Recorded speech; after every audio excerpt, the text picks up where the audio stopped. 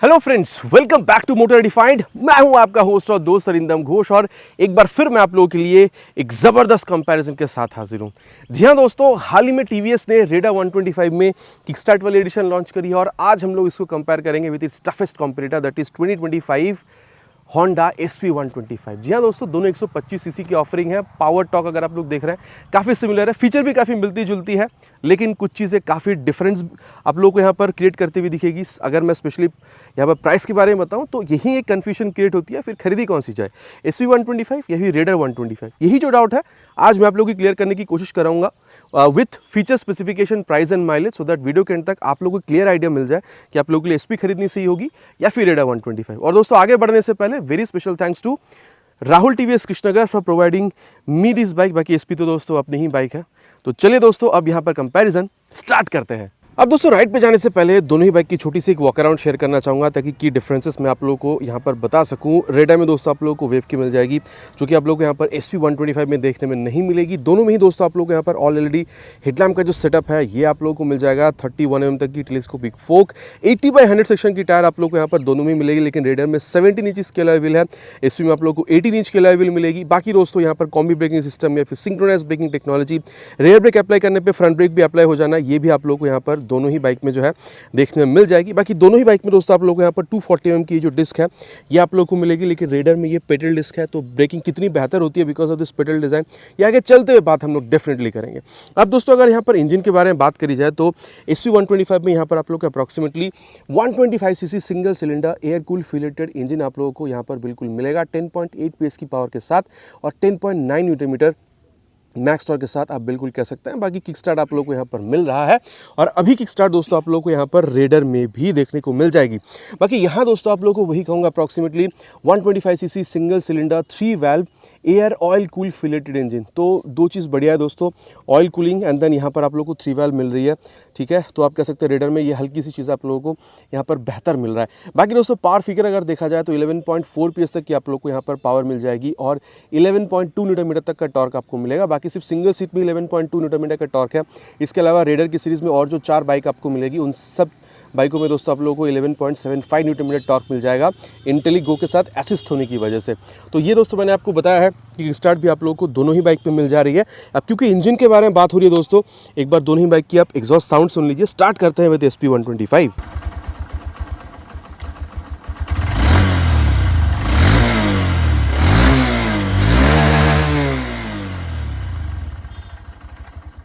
ये दोस्तों आप लोगों ने SP125 को सुनी और अब यहाँ पर आप लोग जो रेडर 125 ये किकस्टार्ट वाली मॉडल है इसकी भी आवाज़ आप लोग सुन लीजिए।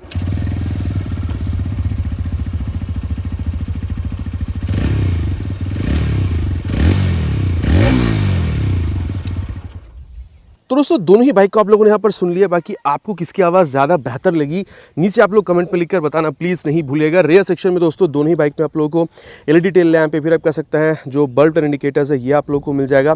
टायर के बारे में जहाँ तक बात है दोस्तों, आप लोगों को यहाँ पर 100/80 सेक्शन की tyre with 18 inches of alloy wheel, यहाँ पर आप लोग को 100/90 सेक्शन की टायर मिलेगी with 17 inches of alloy wheel.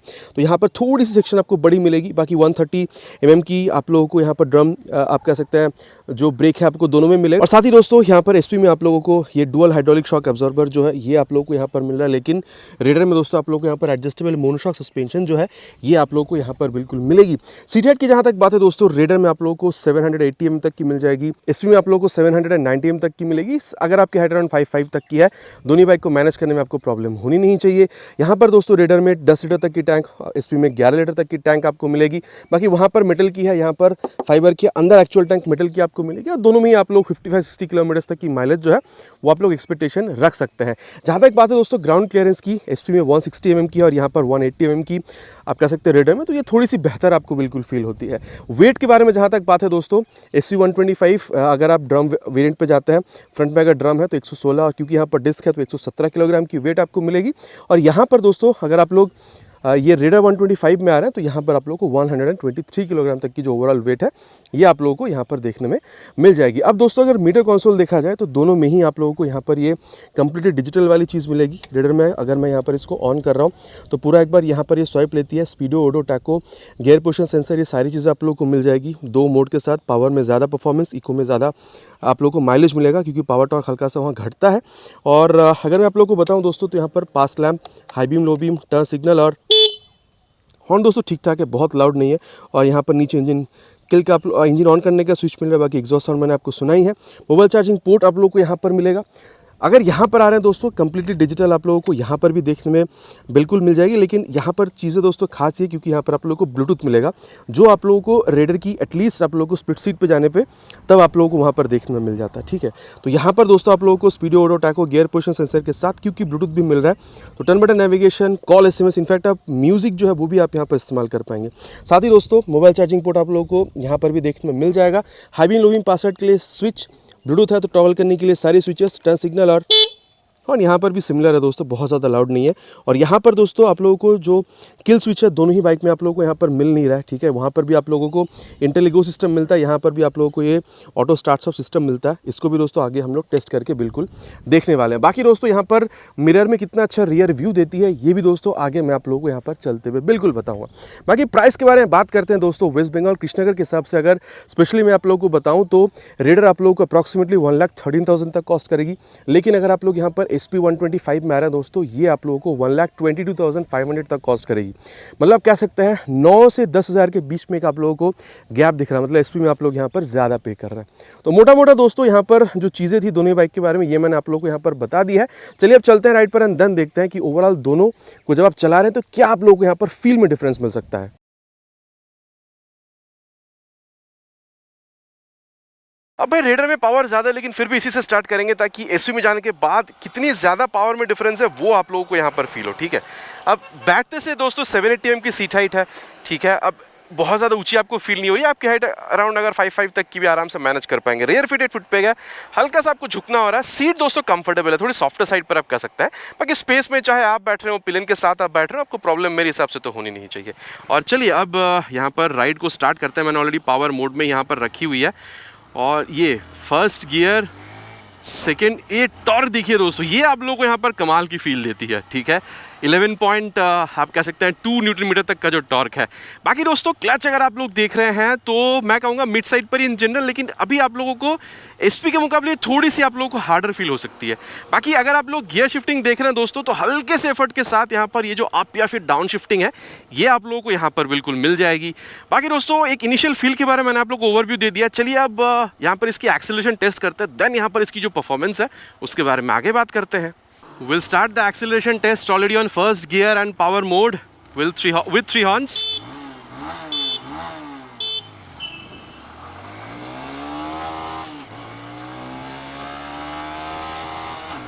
$60 crossed. Time for 100. Let's see.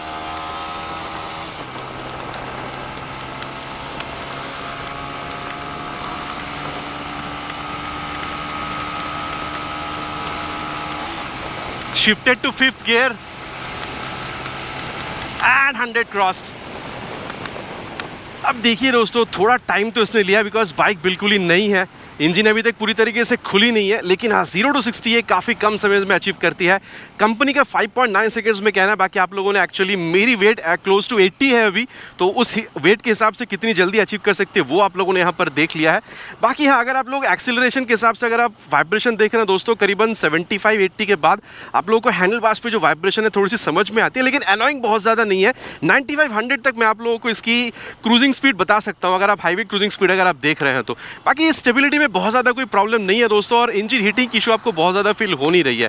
बाकी दोस्तों OBD2B इंजन आने की वजह से यहाँ पर एक्सेलरेशन में OBD2A इसकी पहली वाली जो मॉडल थी उससे एक्सेलरेशन में बहुत ज़्यादा फर्क आपको दिख नहीं रहा। बाकी दोस्तों और एक चीज़ है, यहाँ पर अगर आप इको मोड में डालकर रख रहे हैं तो आप इंटेल इको सिस्टम को भी यहाँ पर काम पर ला सकते हैं। कैसे, मान के चलिए आपने यहाँ पर गाड़ी को साइड करके खड़ी कर दी है। ठीक है, ये देखिए मैंने अभी गाड़ी को साइड करके यहाँ पर खड़ी कर दी है। अभी गाड़ी आइडल पे मतलब खड़ी करी है लेकिन चल रही है, और यहाँ पर इंटेल इको सिस्टम का ये देखिए यहाँ पर ब्लिंक कर रहा है।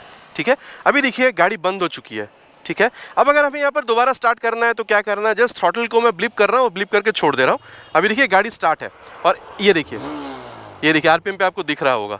तो ये एक डेफिनेटली एक बहुत बेहतरीन माइलेज सेविंग टेक्नोलॉजी है। बाकी आप लोगों का क्या कहना है इसके बारे में नीचे प्लीज़ कमेंट करिएगा। और जैसे आप गियर पर डालकर छोड़ रहे हैं, ये देखिए गाड़ी आगे चलने के लिए भी रेडी है।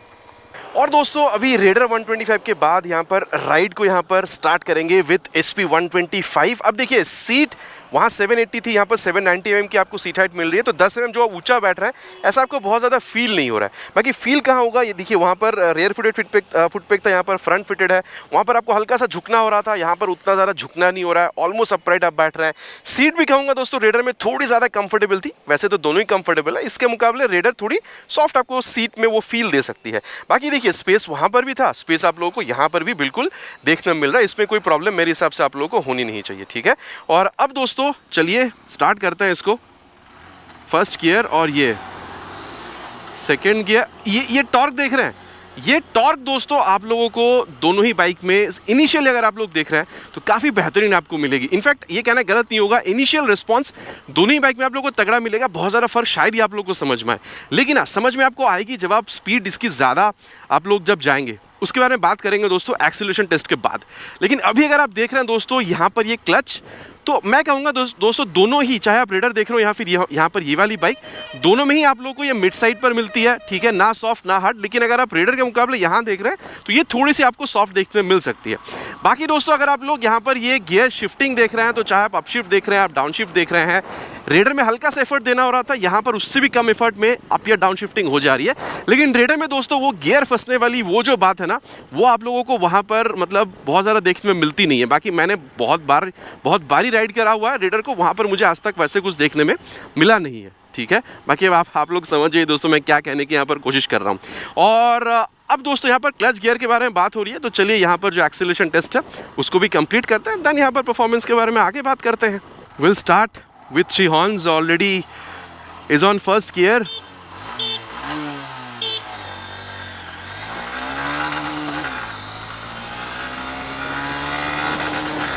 Cross 60.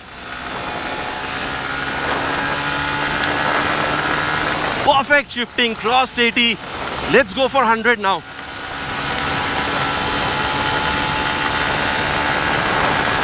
Oh, perfect shifting. And cross 100।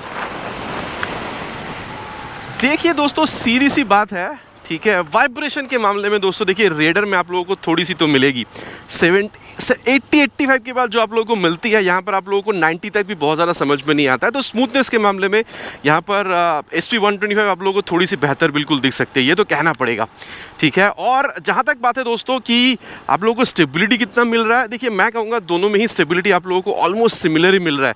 ऐसा बहुत ज़्यादा कोई डिफरेंस जो आपको फील नहीं होगा, लेकिन मुझे ऐसा फील हो रहा है कि रेडर में ना आप लोगों को हैंडलिंग वाइज वो जो स्टेबिलिटी, वो जो एक मिक्सचर वाला फील है, वो थोड़ी सी आपको बेहतर मिल सकती है, लेकिन इन जनरल बहुत ज़्यादा डिफरेंस नहीं है, ठीक है। और अगर आप यहाँ पर माइलेज देख रहे हैं दोस्तों, फिर तो मैं कहूँगा भाई SP यहाँ पर आपको थोड़ी सी मतलब आगे बढ़ती हुई दिखेगी, ठीक है। दोनों में सिमिलर आप माइलेज भी एक्सपेक्ट कर सकते हैं, लेकिन SP में थोड़ा सा बेहतर आप लोगों को यहाँ पर मिल सकता है, ठीक है। तो अगर आप यहाँ पर कंफर्टेबल क्रूजिंग स्पीड देखेंगे दोस्तों, मैं तो कहूँगा यहाँ पर आप मतलब वो रेडर की तरह ही है, मतलब आप कह सकते हैं 95-100 तक इस तरीके से कंफर्टेबल क्रूजिंग स्पीड। अगर आप हाईवेज पर भी आ रहे हैं तो भी आप लोगों को मैं वही कहूँगा 95-100 तक यहाँ पर भी आप आराम से क्रूज कर पाएंगे। बाकी दोस्तों मैं आप लोगों से इतना कह सकता हूँ कि इनिशियल में भले ही SP हो या फिर यहाँ पर SP आप देख रहे हो या फिर रेडर, बहुत ज़्यादा आप लोगों को डिफरेंस फील नहीं होगी इनिशियल स्पीड की मैं बात कर रहा हूँ। लेकिन जब आप 50, 60, 70 ये जो स्पीड है, जब इसके ऊपर जब आप जाएंगे ना, तो आप लोगों को रेडर में एक्सीलरेशन जो है थोड़ा सा बेहतर मिलेगा। इनफैक्ट यहाँ पर SP के मुकाबले टॉप स्पीड भी अगर आप लोग देखेंगे तो रेडर में आप लोगों को हल्का सा वहाँ पर बेहतरीन मिलेगा, ठीक है, ज़्यादा मिलता है। अब दोस्तों जो आप लोगों को ट्रू है वो तो बताना ही पड़ेगा, जो मैंने आप लोगों को अभी यहाँ पर बता दिया है।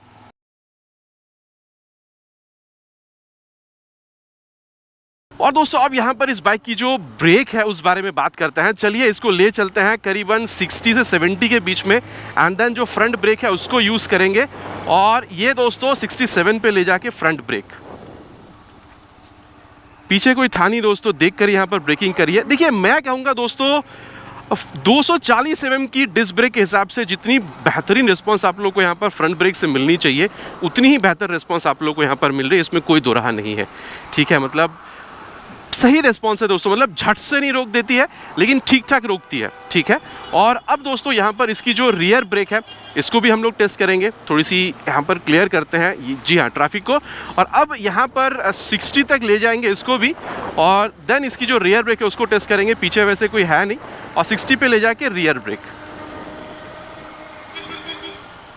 देखिए दोस्तों, मैं जो समझता हूँ मतलब यहाँ पर आप लोगों को सिंक्रोनाइज ब्रेकिंग टेक्नोलॉजी मिलता है, रियर ब्रेक यूज़ करते से फ्रंट ब्रेक भी अप्लाई हो जाती है। ये चीज़ की वजह से ऐसा बहुत बढ़िया कोई जो ब्रेकिंग रिस्पॉन्स आप लोगों को मिल रहा है ऐसा नहीं है, ठीक ठाक है। मतलब 130 mm की ड्रम ब्रेक्स के हिसाब से जितना अच्छा आप लोगों को रिस्पॉन्स मिलना चाहिए वो मिल रहा है, और प्रोग्रेसिव ही है। मतलब जब आप रियर ब्रेक पे पैर रख रहे हैं हल्का सा स्पीड वहाँ पर स्लो हो रही है, बस वही फील आप लोगों को यहाँ पर मिल रहा है। और अब दोस्तों हर वीडियो की तरह चलिए यहाँ पर रियर के संग संग बात फ्रंट ब्रेक को अप्लाई करके देखते हैं, क्योंकि वो बेस्ट ब्रेकिंग टेक्नोलॉजी होती है। चलिए आप 67 पे ले जाके रियर विथ फ्रंट ब्रेक।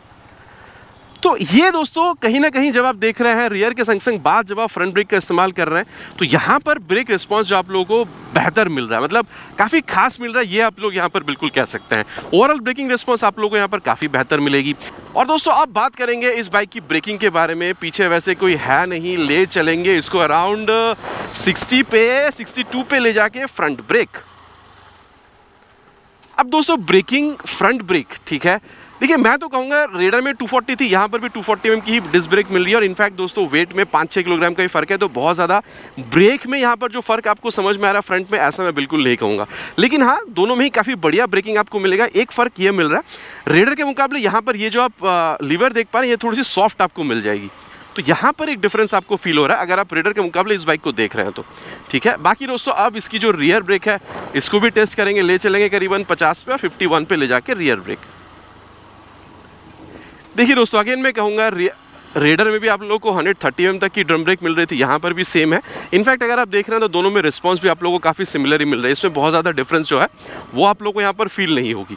ठीक है, लेकिन दोस्तों रियर के संग संग बात फ्रंट ब्रेक को एक बार इस्तेमाल करके देखें, और ये 60 पे ले जाके रियर विथ फ्रंट ब्रेक। दोस्तों तीनों ही बार पीछे देखकर ब्रेक करा गया है, कोई पीछे है नहीं। ठीक है, बाकी दोस्तों देखिए मैं तो कहूँगा ब्रेकिंग अगर आप देख रहे हैं तो दोनों ही बाइक में आप लोगों को काफ़ी सिमिलर ये चीज़ महसूस हो सकती है। लेकिन हाँ, मैं अगेन कहूँगा फ्रंट ब्रेक में क्योंकि रेडर में थोड़ी सी ज़्यादा टाइट है और यहाँ पर थोड़ी सॉफ्ट आपको मिल रही है, तो बस आपको यहाँ पर ज़्यादा पुल करना हो रहा है, ये एक डिफरेंस क्रिएट करेगी। ठीक है, तो ये था दोस्तों अबाउट ब्रेकिंग।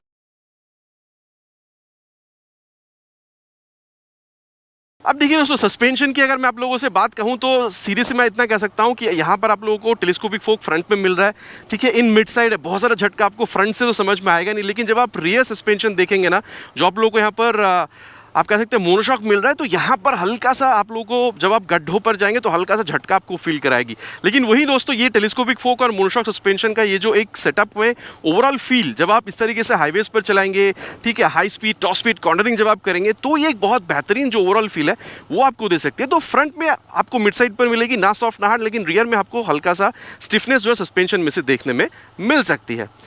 अब सस्पेंशन के बारे में अगर बात करी जाए दोस्तों, देखिए मैं आप लोगों को ये कह सकता हूँ कि अगर आप यहाँ पर फ्रंट देख रहे हैं रेडर में या फिर आप यहाँ पर देख रहे हैं, दोनों में टेलीस्कोपिक फोक है और दोनों ही मिड साइड पर है दोस्तों, ना आप लोगों को बहुत ज़्यादा हार्ड लगेगी ना ही सॉफ्ट। ठीक है, झटके वगैरह बहुत अच्छी तरीके से लेती है फ्रंट सस्पेंशन की जहाँ तक बात है। लेकिन रियर में अगर आप लोग देख रहे हैं वहाँ पर आप लोगों को मोनोशॉक मिल रहा था और यहाँ पर डुअल हाइड्रोलिक। देखिए दोनों में ही हाई स्पीड टॉप स्पीड थोड़ा बहुत कॉर्नरिंग दोनों ही करने की केपेबल है, लेकिन इन तीनों चीज़ों के लिए दोस्तों स्पेशली कॉर्नरिंग अगर आप देख रहे हैं तो रेडर आप लोगों को थोड़ी सी बेहतर रिस्पॉन्स जो है, थोड़ी सी बेहतर कॉन्फिडेंस जो है वो आप लोगों को दे सकती है। लेकिन दोस्तों जब आप लोग इस बाइक पर आएंगे ना, तो स्पेशली जब आप गड्ढों पर जाएंगे या फिर पॉटहोल्स पर जाएंगे, ठीक है, वहां पर ये जो बाइक है आपको झटका जो है कम फील करवाएगी। देखिए वैसे भी अगर मैं कहूँ तो झटका यहाँ पर भी आपको फील होगा, ऐसा नहीं कि फील नहीं होगा, लेकिन रेडर के मुकाबले थोड़ी सी कम यहाँ पर आप लोगों को फील होगी। तो गड्ढों पर दोस्तों रेडर के मुकाबले ये आपको थोड़ी सी कंफर्टेबल ज़्यादा फील हो सकती है। कहने का मतलब इतना था।